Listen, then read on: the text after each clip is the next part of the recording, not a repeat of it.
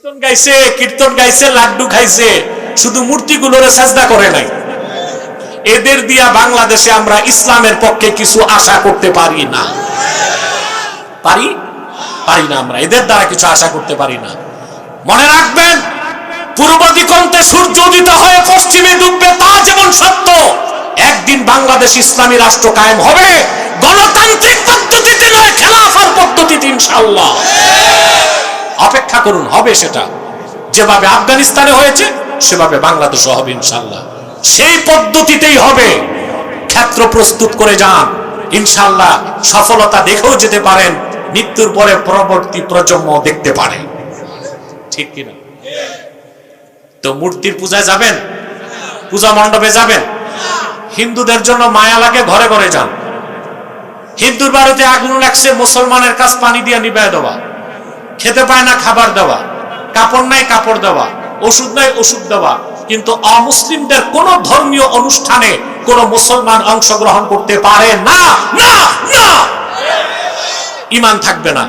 এখন মৌলবীদের ফতুয়াও ঘুরে গেছে। ফতুয়াও আগে দেখবেন মৌলবী আর বক্তারা সুদের বিরুদ্ধে খুব ওয়াজ করত, এখন ওনাদের বড় পিসাব সুদখোর, এই জন্য এখন আর সুদের বিরুদ্ধে ওয়াজ নাই। আগে মৌলবীরা বসলে শিরকের বিরুদ্ধে কথা বলতো, আর এখন নিজেরাই শিরক করতেছে। রাজনীতিটা আর দুই চারটা ভোট এত মূল্যবান হয়ে গেছে তাদের কাছে। আর এসব কথা বলে বলে আব্বাসীকে আর ভালো লাগে না। তোমাদের ভালো লাগা না লাগে আমার কি আসে যায়, এই দেশে লক্ষ লক্ষ মুসলমান আমাদের অনুসরণ করার জন্য প্রস্তুত আছে, আলহামদুলিল্লাহ। প্রিয় ভাইরা, ইব্রাহিম আলাইহিস সালাম গেলেন পূজা মণ্ডপে। বুঝতে পারছেন, শুনতেছেন? যে তিনি তার বাবা আর আত্মীয় স্বজনকে বললেন, এই সব হাতে বানানো মূর্তি প্রতিমা এগুলোর ইবাদত করো কেন আল্লাহকে বাদ দিয়ে? তো ওরা একটা কারণ দর্শাইছে, কারণটা কোনো দলিল না, একটা যুক্তি। ক্বালু ওয়াজাদনা আবাআনা লাহা আবিদিন, আমরা আমাদের বাপ দাদা পূর্বপুরুষকে দেখছি এগুলোর ইবাদত করতো, এজন্য আমরাও করি। তাহলে শিরকের পক্ষে ওরা যুক্তি দিল, যুক্তিটা ছিল সাংস্কৃতিক। কি ছিল? সংস্কৃতি বুঝেন আপনারা? কালচার। কালচার কালচার কোনটা? যেটা পূর্বপুরুষ আবহমান কাল থেকে করে আসে, ওটাকে কি বলে? সংস্কৃতি। তো ওরা পূর্বপুরুষের দোহাই দিল যে বাপ দাদা পূর্বপুরুষ মূর্তি পূজা করতো, আমরাও। কারণটা কি ছিল? রাজনৈতিক না সাংস্কৃতিক? সাংস্কৃতিক দোহাই দিয়ে ওরা মূর্তি পূজা করতো। আর এখন যারা মূর্তি পূজায় যাচ্ছে তারা রাজনৈতিক দোহাই দিয়া যাচ্ছে। ঠিক কিনা? কথা বলে না। সত্য প্রমাণ পাইছেন? হযরত ইব্রাহিম বুঝাইলেন, দেখেন তারা কিছু বুঝে না। তখন তিনি চূড়ান্ত পর্যায়ে বললেন, ঠিক আছে শোনো, ওয়াতাল্লাহি লাআকিদান্না আসনামাকুম বা'দা আন তুওয়াল্লু মুদবিরিন, আল্লাহর কসম, তোমরা বাড়ি যাবার সাথে সাথেই তোমাদের এই হাতে বানানো দেব দেবীর ব্যাপারে আমি চূড়ান্ত সিদ্ধান্ত নিব। তিনি দিলেন বিপ্লবের ডাক। সুবহানাল্লাহ কইবেন? বিপ্লব দেখছেন আপনারা? এটা তো বিপ্লব না, অভ্যুত্থান। এই পৃথিবীতে আল্লাহর তাওহীদের পক্ষে প্রথম বিপ্লবের ডাক দিয়েছেন যিনি, তিনি ইব্রাহিম খলিলুল্লাহ। বলেন সুবহানাল্লাহ। ওরা সব বাড়ি গেল, তিনি বড় একটা কুঠার নিয়া যত দেব দেবী প্রতিমা মূর্তি সবগুলো নাক কান ভাঙা শুরু করছেন। আমাদের পিতা ইব্রাহিম মূর্তি ভাঙছেন, আর এখন ওনার উত্তরসূরি দাবিদাররা মূর্তি পূজায় যে লাড্ডু খায়। কত নোংরা হয়ে গেছি আমরা। রাজনীতির স্বার্থে শিরকের মতো পথও পা বাড়াচ্ছি। বলেন নাউজুবিল্লাহ। এই মুনাফিকি থেকে আল্লাহ আমাদেরকে রক্ষা করুক। বলেন আল্লাহুম্মা আমিন। রাজনীতি করে ক্ষমতায় যাওয়া বড় জিনিস না, আকীদা ঠিক রাখা, ঈমান ঠিক রাখা, এটা বড় জিনিস। ঠিক কিনা? প্রিয় ভাইরা, সব মূর্তি যখন ভাঙ্গা দিচ্ছেন, একটাকে দাঁড় করায় রাখছেন। কয়টাকে? কিভাবে ভাঙছেন সেটা আল্লাহ কোরআনে বলেছেন, ফাজআলাহুম জুদাদান ইল্লা কাবীরাল লাহুম লাআল্লাহুম ইলাইহি ইয়ারজিউন। সবগুলো মূর্তিকে জুদাদা, টুকরা টুকরা করে মাটির সাথে মিশায় দিলেন। আর বড়টাকে রেখে দিয়েছেন যেন জিজ্ঞেস করলে তার কাছে পাঠাইতে পারেন যে বড় মূর্তিরে জিজ্ঞেস করো কে ভাঙছে। সুবহান। সকালবেলা সব এসে দেখে ওদের বানানো প্রতিমা মূর্তি সব উপুত হয়ে পড়ে আছে। এখন ওরা বলতেছে এই কাজটা করলো কে? মনে রাখবেন যে বিপ্লব করে সে নিজেকে গোপন রাখতে। ওরা বলতে লাগলো ক্বালু সামি'না ফাতান ইয়াযকুরুহুম ইউকালু লাহু ইব্রাহিম। আমরা একজন মানুষের নাম শুনেছি যে মূর্তি পূজার বিরোধিতা করে, লোকেরা তাকে ইব্রাহিম বলে ডাকে। যে বিপ্লবের ডাক দিল, বিপ্লব যিনি শুরু করলেন, লোকজন তাকে চিনে ফেললো।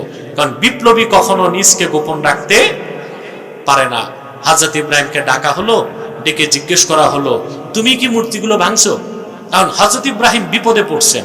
যদি বলেন আমি ভাঙ্গি নাই তো হয় মিথ্যা, আর যদি বলি আমি ভাঙছি তো দাওয়াতের কাজের আগে তিনি ধরা পড়ে যান, ঠিক না?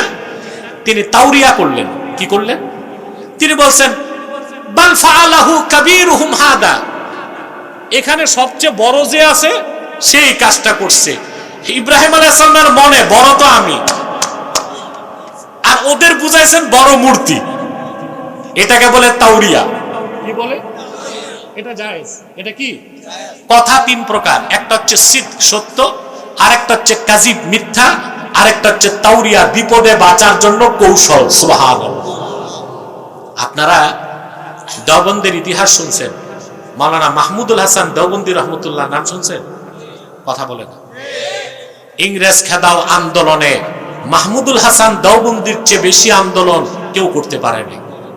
2 বছর তিনি জেল খাটছেন। কয় বছর? মাল্টার কারাগারে, বার্মাতে মাল্টার কারাগারে 2 বছর জেল খাটছেন। ওনার ছাত্র ছিল মাওলানা হোসেন আহমদ মাদানী রহমতুল্লাহ। কিন্তু কেমন ছাত্র! উস্তাদ জেলে গেছেন, ছাত্রর সাথে জেলে গেছেন উস্তাদের খেদমত করতে। আর একটু জোরে বলেন না সুবহানাল্লাহ। কেমন উস্তাদ, কেমন ছাত্র! ছাত্রকে ধরে নাই। ছাত্র ভাবছে আমার উস্তাদ তো বৃদ্ধ মানুষ, উনি জেলে ওযু করবে কি করে, ঘুমাবে কি করে, খাবে কেমন? ছাত্র স্বেচ্ছায় কারাবরণ করে জেলে ঢুকে গেছেন মাওলানা হোসেন আহমদ মাদানী রহমতুল্লাহ। তার পীর ও মুর্শিদ তার উস্তাদের সাথে 2 বছর জেলে ছিলেন। তো বারবার ইংরেজরা ধরতে আসতো মাহমুদুল হাসান দেওবন্দিকে। একবার ধরতে আসছে, উনি মসজিদে বসা, তো এসে অনেকেই জিজ্ঞেস করতেছে, ইংরেজদের এজেন্ট ওনাকে জিজ্ঞেস করতেছে মাহমুদুল হাসান দেওবন্দি কাহা হয়, মাহমুদুল হাসান কই?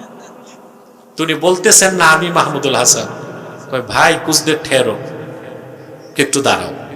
দূরে যে থুতু ফেলে দূর থেকে বলতেছে কুছ দের পহলে তো মাহমুদুল হাসান এই থে। কথা বুঝেন? নিজের কথাই বলতেছে, একটু আগে তো মাহমুদুল হাসান এখানে ছিল, আমি বলতেছি।